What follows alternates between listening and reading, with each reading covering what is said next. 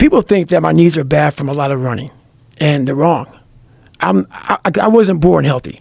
I wasn't born with some great body alignment, some great, I have sickle cell. I have all kind of shit. I have all kind of health issues, all kind of, I'm fucked up. So I had a choice to make. And the choice was, growing up, okay, this hurts, that hurts. We can just sit down and do nothing. Or we can see how far we can push the human body. So on that journey, as I started getting more and more into my mind and start realizing that what I'm capable of doing, my mind got stronger. So the pain in my knees, while it sucked, I've been doing it for so long. It was like it became my new norm. Like, okay, my knees hurt, fuck it. Stop, and I call it like stop feeling sorry for yourself, but you sometimes have to ignore your feelings. For me, I made a decision, and my decision was to be the best person I could. And I basically, a lot of mornings I wake up and say, fuck your feelings. And that doesn't mean like, don't take it literally, fuck your feelings. But sometimes you have to go beyond what you're feeling. And my knees were fucked, but guess what? I wanted to run. And I knew that, okay, you can get knee replacements, this and that. Like I said, it wasn't because of I ran too much. People always want to say, oh man, you ran so much so you fucked up your body. You don't want to be like David Goggins. I hear it all the time. You don't want to be like David Goggins. And so this was after surgery where they had to cut your knee, slice your shin like in half, and then take a chunk out of it because it had deformed so much from you running with bone on bone that it was starting to like swell out in one direction, right. And it was changing the alignment of your leg. Right. And this happened back in 2001. I was going through buds. So this happened for a long. This right here has been going on for a long time. It was pretty nuts, but once again, it's just things things I was willing to endure to get. Yeah, that's it right there. So that's just all post-surgery swelling. Yeah. So when the doctor said this to you, and he said, "Look, this is how fucked up your knee is," Did he say you need a replacement? What was he saying? Basically, I had two options. So I went to the first guy, had the surgery done. That's in the book. I talked about that. But then the second guy, so after the first surgery, I was done. So this is the first surgery after buds? No. So this is like back in, looking at 2000. So me and Cameron, this is recently. So I didn't have any surgery going through buds. Really? I didn't have any surgery at all. So I went through, in 2001, I fucked up, 2001, whatever it was, I messed up my leg real bad in Hell Week, kept on going on it. Just kept on going, What did you do to it in Hell Week? It was like, I fucked it up somehow, like running or whatever. I have it in Can't Hurt Me. But it was, I think the boat, I fell, it twisted, but over a period of time, it got worse and worse and worse. So I was getting like Toradol shots every day. And then it just got worse. But I'm like, fuck it, I'm good. So I kept going on it. So it kind of healed all fucked up. So this kept going. Years later, it kept going on it. So I stopped squatting. So it became like, okay, my knees fucked up, my alignment's messed up, my hips are messed up, I can't squat. So, but I can still run. So, okay, I started running. Because running doesn't require you to bend down and shit. So I'm running a lot. And it got to 20 years later, pretty much. And it was 2020, or I want to get this right. Cameron Haynes came down. We went for a 20-mile run. My knees were fucked up for like 10 years. Long story short, it was like, okay, man, I got to get this thing looked at. So when it got looked at, the doc was like, oh, we can go in there and just do a quick little fucking, cleanup job. And the cleanup job went so quick. Guy was breaking tools and shit, fucking up, like literally broke tools. And I have it in there. He was breaking tools. I talked to him. I know. He told me your meniscus was the hardest meniscus he's ever experienced in his life. He's like, dude, he goes, I didn't know that meniscus could get that way. He goes, like, he's not human. He goes, when I was cutting into meniscus, it broke the scalpel. Yep, Wolf's Law syndrome, he said. Wolf's Law something. Yeah, he said, normally when you cut into meniscus, it just slices right through like butter. He's like, I couldn't cut it. Yeah, mine went butter. So all those motherfuckers who think I'm going to put in them 100-hour weeks, go fuck yourself, bitch. You don't get no shit like that, baby, by sitting on the fucking couch. No, I mean, that's the craziest thing I've ever heard. Like, you've hardened your meniscus just through constant pressure and pounding. Yeah. So he went in there to clean it up, and then what happened? So basically, that little meniscus, that whatever the fuck was in there. So my alignment was so bad. The only thing that was keeping me able to do anything was that little fucked up, messed up meniscus. It was all jarred up and jacked up. But the second that thing got out, dude, it was like I was. Have you seen Star Wars? Those storm things, those big fucking things that what are they called?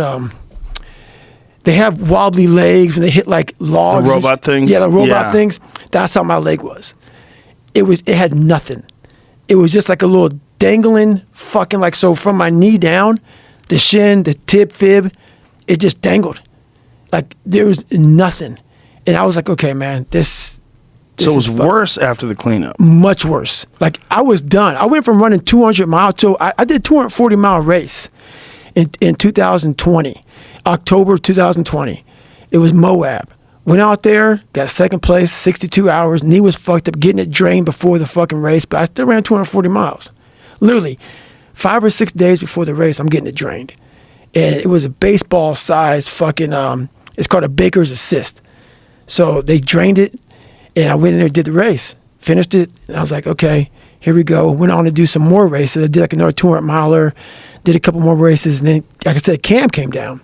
Right after that, I went and got this surgery done. And I went from running every day to now I have some fucking leg that just dangles. And after that surgery, it just fucking dangled. And I was like, okay, man, I'm fucked. And it's just from that little piece of meniscus. Just that little piece of meniscus. And I'm sitting there thinking, okay, man, this doesn't make any sense to me. There's something fucked. I don't understand why I can't put any pressure on my leg. The amount of blood they were taking out was unbelievable. So there's the blood right there. Jesus Christ. That's the blood, dude. Oh my God, there's 1, 2, 3, 4, and 5, you see the black 6. blood? Yeah. That is deoxygenated blood. So whatever was going on, whatever the fuck was going on. That's why it looks different colors. So the red blood is the blood that has oxygen. That's right. And that was just like coagulated, just fucked up blood. Yep. Jesus. Yeah. So after surgery, I'm like seven days out or whatever the fuck it was. And once again, I don't know the exact times, but I have them in the book. I have everything fucking dialed in. I went back, man. I was like, man, I'm fucked up. I mean, it's a simple meniscus surgery, man. Like people go back a week later. They're playing 2 weeks, 3 weeks tops. I'm like, man, I'm never gonna fucking run again. I'm gonna walk with a fucking limp. So I'm going back. I'm getting fucking like literally getting my knee drained every week, getting PRP. I'm like, man, but in the back of my mind, I know how far I can push myself. I know my body so fucking well, so well.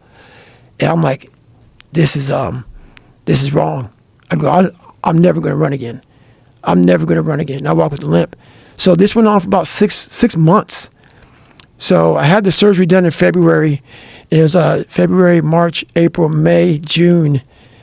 About 4 months after the surgery, 4 or 5 months, I'm like, hey, Jennifer, I got to find somebody else to look at my fucking knee. So I try to keep my shit together. But imagine when you go from every day of your fucking life grinding and you go to nothing. Like literally, like 90-minute surgery, done. That's crazy that it was just a little meniscus scope. 90-minute surgery, done.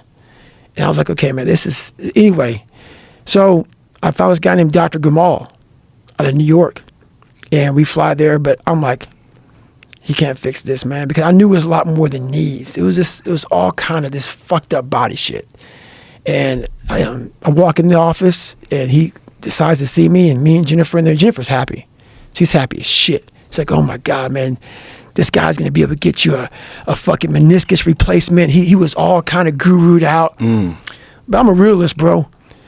I will push myself, and I will go as far as I can. But I also am a realist. I also knew in the back of my mind, I'm not going to try to ruin your fucking party, Jennifer. This is what I'm saying to myself. But this shit's done. It's over. So, but I went just to pretty much appease her and just see, if there's anything left. So I walk in the office, and the doc's like, yeah, I'm looking at your x-rays. And that's the doctor who's like, I don't know how. This is when Dr. Gamal, look him up, world-renowned motherfucker, dude. And when this guy looked at me, straight-faced, he said, man, I don't know how you did anything with those knees. Anything, let alone run 200 miles back-to-back, 240 miles, where the fuck you did. I don't know how you did it. And so I'm like, okay, whatever. Can we get it fixed? And he didn't want to get there because he knew I was fucked. He's like, no, we can maybe, try an unloader brace. Maybe an unloader brace will help you out. And I was What's an unloader brace? So basically, my knee went in on the meniscus side, on the inside. So it was like jamming on the inside. So this brace kind of helps realign the knee a little bit. So then you cannot have so much pressure on the inside of your leg. So that's it right there. On one side. Yeah, so basically, I'm like, man, okay, I'm not, so this is all you have for me? I'm like, you can't do shit for me? And he was like, no. And he was walking out of the office, and he could tell. I was like, I wasn't too fucked up, but I was like, because I kind of was preparing myself for the next part of my journey. I don't like to lay in my shit too long. I give myself a couple of minutes to say, okay, motherfucker, we got man to fuck up. We got to get back in this fucking, like, what's next? Let's go see, let's go back to college. Let's do something, because you're running and your athletic career's done. So he got to the door, he opened it, and as he was shouldered out the motherfucking door. And I'm looking at Jennifer, I'm like, well, we'll go back to fucking, go back to Nevada and fucking start again. And he was like, try the unloader brace out, and there's one more thing we could possibly do for you. And I'm like, motherfucker, like, get your little monkey fucking ass back in here, bro. Like, what is it? Like what the fuck's going on? So he was like, yeah, there's this surgery called HTO. And he was like, you can go in, we can fucking, pretty much break your tibia. It's called high tibia osteotomy. They go in and they break your tibia. They like slice into it, and they wedge it to the point where they realign your leg back up. It's a very painful surgery. It's very painful afterwards. Painful as fuck afterwards. And they put the plate you saw, back on, and then your leg is, so your knee is still where it was because this doesn't get fixed. So it takes several months for that knee to start working its way back into where that alignment is. So now my leg is just now, so here it is. See it on the image. Yeah. So they take a slice out of it because it's deformed. Yep. And that slice lowers the part that's deformed and tries to make it a more natural shape. But you're still dealing with bone on bone. So you're still dealing with the pain of arthritis, essentially. Because do you have any cartilage in your knees? Not much. Not much at all, if any. So the thing about it, it takes that pressure off of that. So it was complete bone on bone. Right. What that surgery does is it takes it over to the lateral side.